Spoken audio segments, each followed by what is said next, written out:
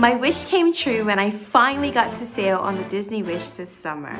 It's gonna be a fun one today, so grab a snack and a seat and let's begin with the overall layout and theme of the ship. The Wish is the newest and largest ship in the DCL fleet at the moment. It has 15 decks and can hold up to 4,000 passengers. Now, the central theme of this ship is one of enchantment and magic.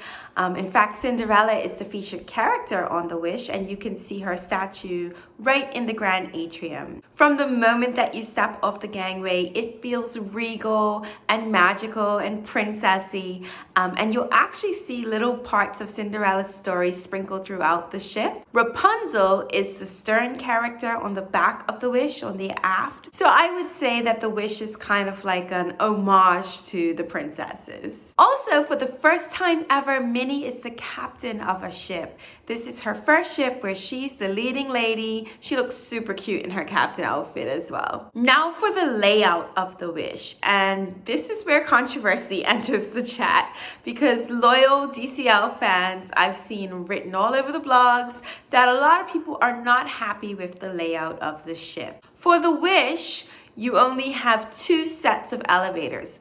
You can find a group in the forward and a group in the aft. There is no midship elevators on the Wish. Now, to accommodate more passengers, of course, there are going to be more individual elevators. So on either side, you'll find 8 elevators.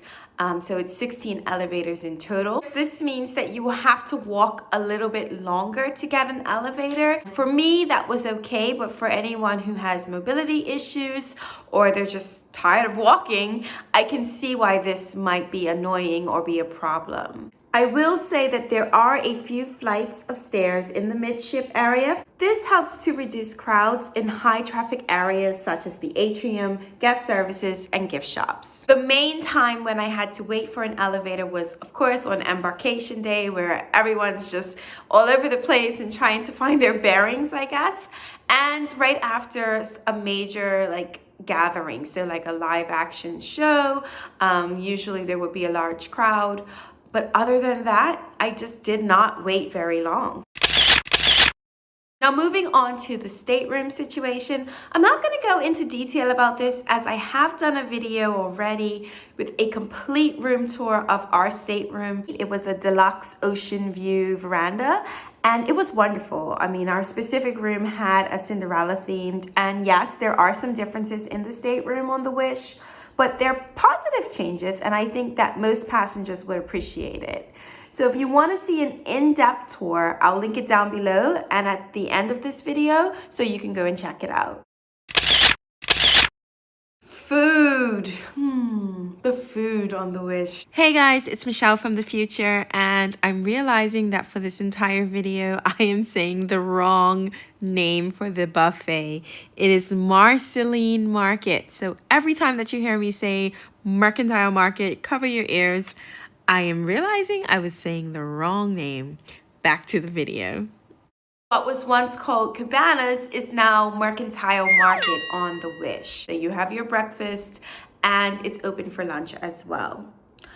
Now, my criticism about Mercantile Market is that it is entirely too small. Every time that I went to the buffet, it was kind of chaotic and we struggled to find a table for us to sit at. Now, I will say that the food was wonderful. It was always so fresh, a good variety. You could find your basics for the kids, something new to try for the adults, and then the standard, chicken, steak, rice, mac and cheese. They had your standards and some exotic new things. So it's definitely great food. It's just the seating and the spacing in the actual buffet was a little bit too small, I think, for 4,000 passengers. Now, inside of Mercantile Market was beautiful. I thought the decor was gorgeously done. I really enjoyed, once I found a seat, my time there, but I just thought it was just too small. Moving on to the 3 main dining rooms for dinner.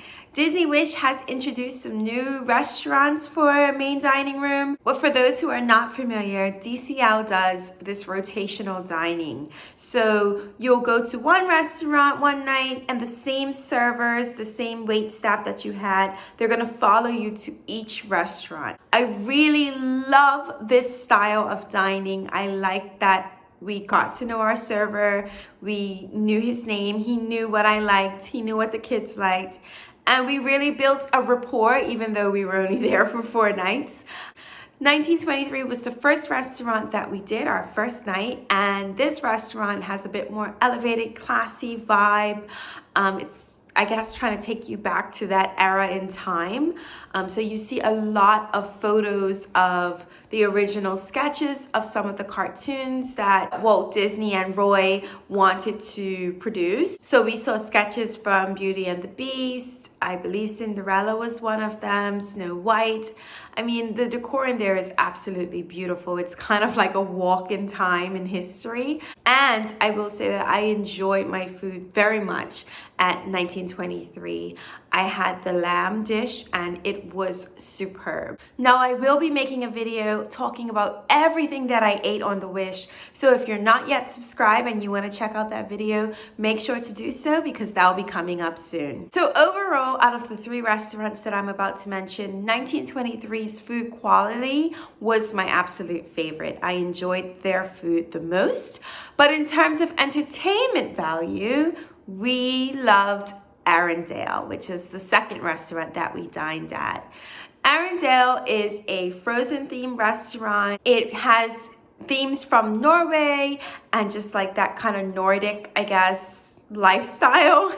But the best part of Arendelle is the live show that they put on. So there is a stage in the middle of the restaurant and you have all of your favorite Frozen characters joining you. There's Anna and Elsa makes an appearance. Olaf is there. Kristoff is there. Essentially, I think they're celebrating Anna and Kristoff's wedding. It could be like their engagement party or something like that.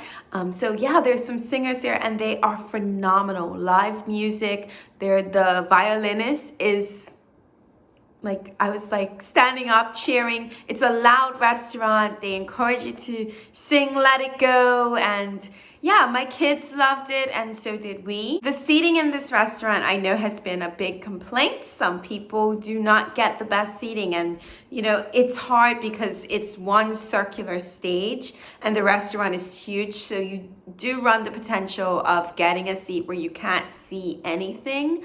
The characters do try and go around to all of the tables so at least you can see the characters. But it is a fun restaurant and the food wasn't that bad. It wasn't my favorite. In fact, out of the 3, it was probably my least favorite meal, but the food was good. And now for the 3rd restaurant, it's the Avengers theme one, my son and my husband's favorite. This was a fun restaurant with really good food as well. There's a show on the TV which has some actors. I think they actually played like Ant-Man or look, I am not good with superheroes. But yeah, so at the end, Spider-Man comes out, which was a highlight for my son. And it was just a really fun experience. You know, they had little interactive things for us to do. We had to like press this button on this battery looking thing that was on our table. I don't know the name of it. But anyway, we had to press that button to like save the day and save the cruise ship. And they really just thawed it out a bit. I was expecting maybe a few more characters, but for what it was definitely enjoyable and we would love to go back. Now for quick service, I really like what the Wish has done. They've made this area, it's called Mickey and Friends Festival of Foods. So you have quite a few little stands or stalls that you can get different quick service meals from. So there's a pizza place, a burgers and fries kind of grill. I think it's called Goofy's Grill. There's a barbecue one that's new. It's a smoked stack barbecue, which was very popular when I was there, and the food is really good. And then my absolute favorite was Donald's Cantina. It was like a tacos, quesadilla, kind of a taco place with tons of toppings and special sauces. These tacos were chef's kiss. In fact, sometimes I just said, you know what, forget lunch. I'm going to Donald's Taco Cantina place because I enjoyed the tacos so much. In fact, I still talk about those tacos because I crave them. periodically because they were that good. There was also the ice cream stall there, the free ice cream on Disney Cruise Line. You don't have to pay for soft serve ice cream. There is a little ice cream shop which you can pay additional for. It's kind of like a better quality ice cream with gelato and different toppings. But if you want just like the traditional soft serve vanilla chocolate, sometimes they have banana and strawberry, mango I think one day, then that is found in the little quick service area as well. In addition to all of this, of course, room service is always an option. Room service is free on the Disney cruise. You just have to call it in and they will come up with it. We always just give a little tip to the server who brings it up. But we got the cheese plate, which I love, the chicken wings, and a Mickey bar because it's a Disney cruise and Mickey bars are just like kind of iconic, right? Last but not least, I'm just going to mention the lounges that are available on this ship. There are at least 7, if I counted correctly, 7 or 8 bars and lounges. We went to 3 of them. We did the Hyperspace Lounge, the Star Wars one, which I just loved being in there. And the really cool thing about it is children can go in up to a certain time. So I think the cutoff is like 7 o'clock at night. So we went in, we had our drinks, and our kids had some non-alcoholic drinks. My son has become a Star Wars fan, so he really liked just being in there and seeing like the little backsplash screen change. He just liked the overall vibe of the bar. And then we also tried the Bayou, which is Tiana's one. A lot of like games and trivia things were hosted there. So we were there and I tried the beignets there. I'm gonna be completely honest, the beignets were okay. They weren't the best I've ever had, but they certainly wasn't the worst. They were just okay. I will say that the decor in the Bayou was absolutely beautiful. Both me and my daughter loved the hanging vine flowers that were there. It was just a beautiful space. The beignets were also very inexpensive. I think I paid like $3, $4 for 3 beignets. No more than $5. And yeah, like I said, they were just you know, they were okay. The other lounge that we checked out was the Rose, which was right before you walk into Palo restaurant. This space is gorgeous. It's of course featured after the rose from Beauty and the Beast. So there's a red rose in this glass casing, and the lounge area is stunning. It gives off such a classy vibe, just serving just French swank, if that's a description. It has a very sultry, sexy vibe. So yeah, check out the Rose if you go on the Wish. The drinks were fantastic, kind of pricey, but it's Disney, what isn't? So yeah, check that out. If you're going to Palo, you'll see it as soon as you walk in. Right, how could I forget? Another thing for food is the adult-only dining. So on the Wish, there's Oceanview and Palo.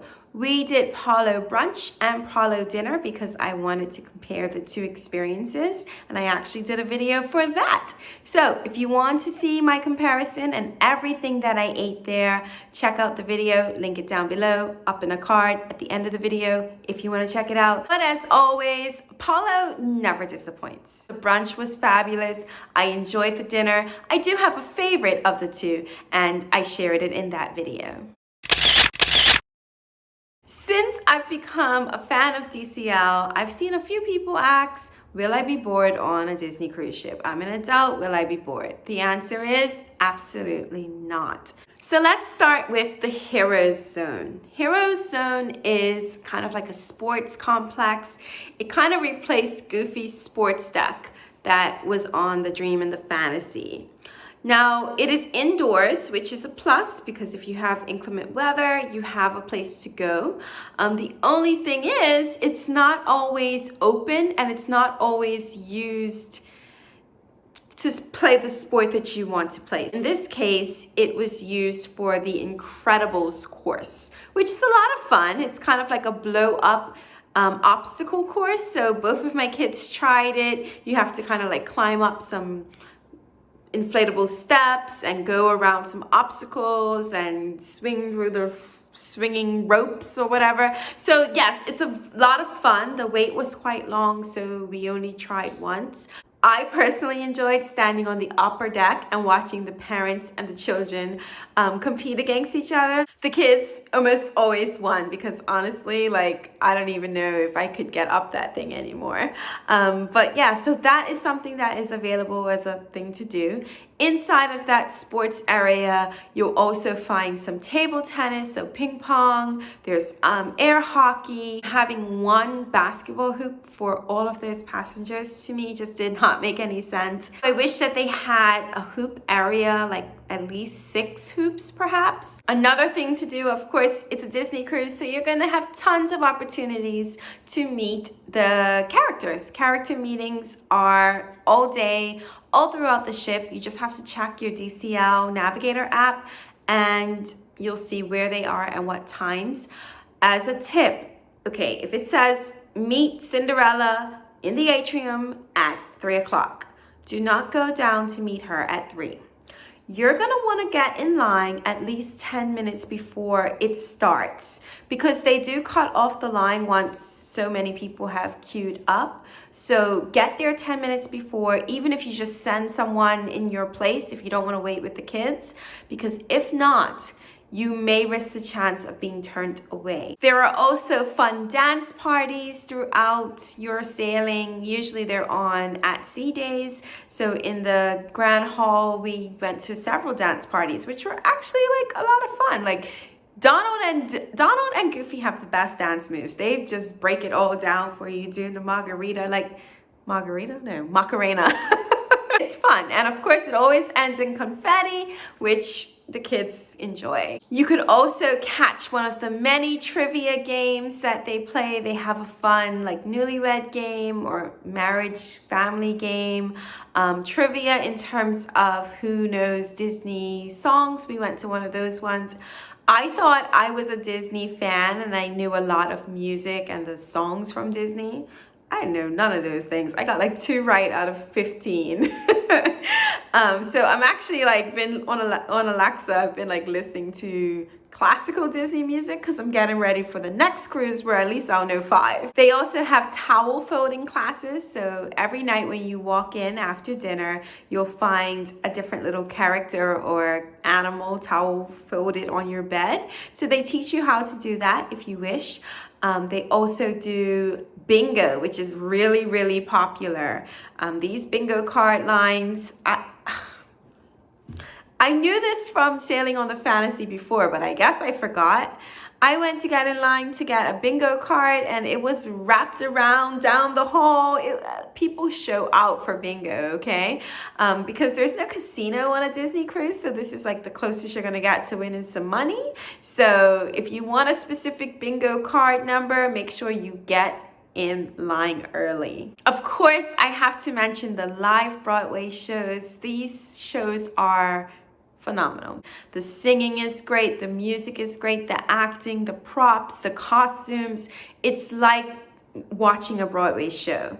On the Wish right now, they have Little Mermaid, they did Aladdin, and they also did a new one called Seize the Day, like Disney Seize the Day. And surprisingly, that was my favorite one. It was kind of like a compilation of all of the Disney characters. So you saw Moana, Hercules was there, and when he comes out and sings, I will find, I will go the distance. I mean, goosebumps. One of my favorite songs. The theaters do fill up quickly, so make sure to get there a few minutes early. When we sailed, we got 2 nights of fireworks. So we were on the 25th anniversary, the silver anniversary sailing. So we got fireworks for that and on Pirate Night. Pirate Night is a production of its own. You know, people go all out, they dress up. I think the entertainment on Disney is unparalleled. Like, I've sailed Royal Caribbean, I've sailed Carnival, and while there are lots of fun things to do there, I think more geared to adults and older children, for my kids and the age that they're at, and even for us, we just really like the entertainment on a Disney ship. What the Wish has done is kind of staggered the pools out all throughout the upper decks. So in the main pool area, there are 6 pools. You have Mickey's pool, there's Minnie, there's Daisy, there's Donald, there's Pluto, and Goofy. So 6 pools in that main kind of area. They're smaller. Some people were kind of grumbling about this, saying they didn't like this style. But for me, I didn't mind this style of splitting up the pool sizes. I think it kind of just disperses the crowds a little bit better, which I think was a great idea. There are also some other little wading pools. There's Trixie Falls, which is by the splash area. It's kind of like on the other side of the main pool area. That was kind of cool because it had like these rainfall features, and my kids enjoy running through them and sticking their head under. So there's Trixie Falls, and then the secret pool that it's not a secret anymore. I've seen so many people talk about it, but there's a quieter, more out of the way pool on deck 14. It's Chip and Dale's pool. It's only 2 feet of water. It's a wading pool, but it's never crowded around there. It has a ton of loungers in a shady space. And the pool is just, every time I went there, there was like a handful of people there. Probably because it's kind of off the beaten path a bit. So if you ever cannot find somewhere to swim and you're just done with the crowds, check out Chip and Dale's pool. You will not regret it. For the splash area on the Wish, they actually changed it from what was once Nemo's Reef to now the Toy Story Mania splash area. So it has the same kind of, you know, sprinklers and slides that the other areas had. It's just a different theme now. So you have the Toy Story characters there, and this is a fun area for the little ones. They do not allow anyone over the age of 5, possibly 6 in this area, and when we were there, it was strictly enforced. That is kind of comforting for those with really young ones, like the toddlers. You don't want the big kids there like bumping into them. So I would say if you have very young kids, this is a great place for them to play without feeling like they're going to get bombarded or knocked over. There's also the Rexosaurus slide, which is right next to the splash pad area. So Mickey's slide, you know, the traditional yellow slide that you can see from a mile away on a Disney cruise. It had Mickey's hand holding it. That they've replaced with this Rexosaurus from Toy Story, the dinosaur. I went on this with my son because he was like, oh, come with me, mommy, come with me. And I'll be honest, I'm a bit of a scaredy cat when it comes to different rides and thinking something's gonna go fast. Like, I get really nervous about it. So I'm walking up the steps and I'm like, oh my goodness, like this is kind of high. I'm scared of heights. Let's do it. So I let my son go first, only one person at a time. I sit in the thing and then I have to like push myself forward to go down the slide. So what happens? I push myself forward to go down the slide and I am not moving. The slide was like as slow as molasses, I swear. Like the water, either it was my weight or I don't know what it was, but I was like going down the slide in slow motion, just like that. I mean, it was good in a way because it wasn't a thrill-seeking situation. But yeah, it's a very slow slide, so you can feel safe to let your little one go down there. And as an adult, just enjoy the view because you'll see everything. And then we have the Aqua Mouse, which was not nearly as slow as the other water slide I was talking about. Aqua Mouse is the first, I guess they said, attraction or ride at sea. And honestly, I really liked it. It's comparable to the Aqua Duck, which is on the Fantasy and the Dream, but it has a different feature, like when you first go in, so when you're sitting in your little water raft, as you go in, like there's a screen there and it's Minnie and Mickey, woo-hoo-hoo, talking all about whatever they're talking about. I can't remember. And then you go through the tubes, quick little turns. Some parts are dark, other parts open up so you can have a view of the ocean or whatever port that you're in. So Aqua Mouse is definitely a must-do. We enjoyed it. I have heard of, you know, they close really easy. There are some sailings where it will break down. So my advice to you would be try and get on that. Get in that line as soon as it opens, as soon as you can. The line can be quite long. So just make time for that. That's something you want to schedule into your plans so that you don't miss it and you're not going to get off saying, I never got to ride the Aqua Mouse. The Kids Club on the Wish has got a bit of a revamp. It's a new theme than the others. So there's like Avengers, Marvel Academy.